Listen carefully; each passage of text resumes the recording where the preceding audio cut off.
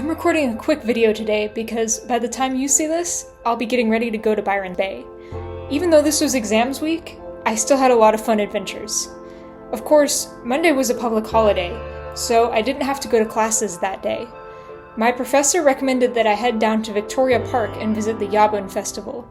Yabun means music to a beat in the Gadigal language. I don't know if you've ever heard techno clapstick music, but it goes hard. There were dance groups from all over Australia showcasing their traditional dance. This guy is doing a dance about gathering honey. What's that, Anta? This dance tells the story of the fire-bringing black cockatoo. It was really cool to get to witness this as someone who's quite obviously not Aboriginal or a Torres Strait Islander. In return, I did spend some of my tourist dollars at the craft market. I got this cool shirt and this scrunchie that a seller's kid made.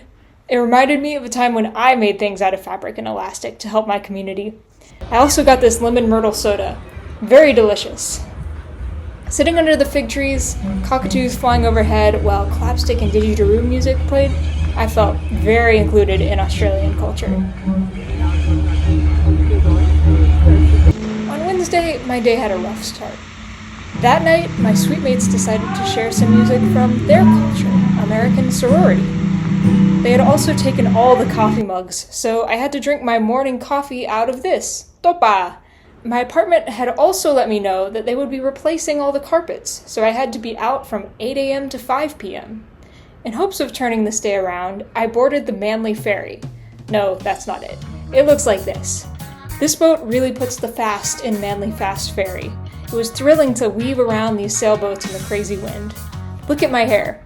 If you're a tourist, don't book any of the harbor cruises. The Manly Ferry will give you all the views you need. Felt like I got off at a chic beach town. Palm tree-lined promenades in this beautiful, quiet beach. The water was incredibly calm and clear. This is the first time I've ever been at a Sydney beach and thought, man, this water is just too nice and calm. I walked a little bit along the sea cliffs, passing by the ferry bower pool.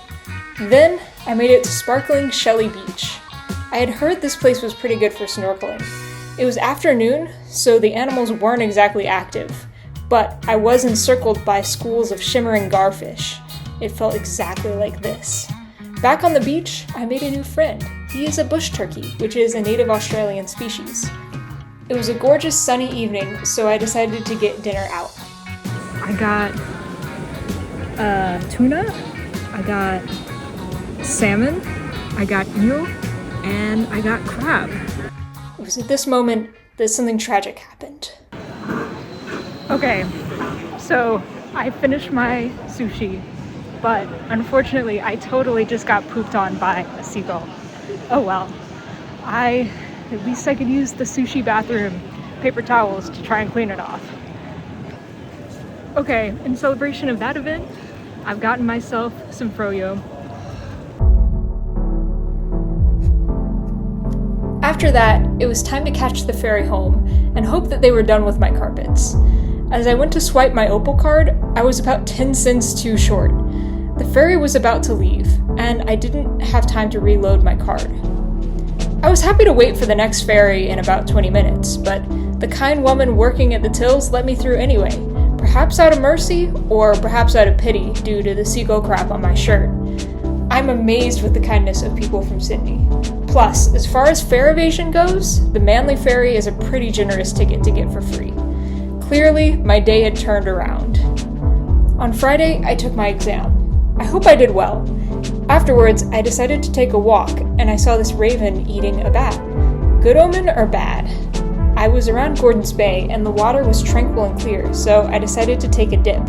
This was the first time I was in deep enough water to think, man, I would really be in trouble if something went wrong here. But this was also the first time I felt my mammalian dive response kick in, and my heart rate plummeted. I felt calm and able to observe the ocean around me. Below me was stingray paradise. They would playfully chase each other in circles. Next to the stingrays, I spotted a piece of trash, so I dove down to get it. It must have been 7 or 8 meters below the surface. As soon as I grabbed it, a blue grouper swam past me. Behind him was a blur of tentacles that darted into an overhang next to me. I could see 2 little octopus eyes staring at me. I decided to follow the grouper, and he led me to a little cove filled with fish, like a porcupine fish and a boxfish with the cutest little faces. Of course, this is not my footage, but here's a video of the trash as proof. Thank you so much for watching, and I hope you'll continue to follow along.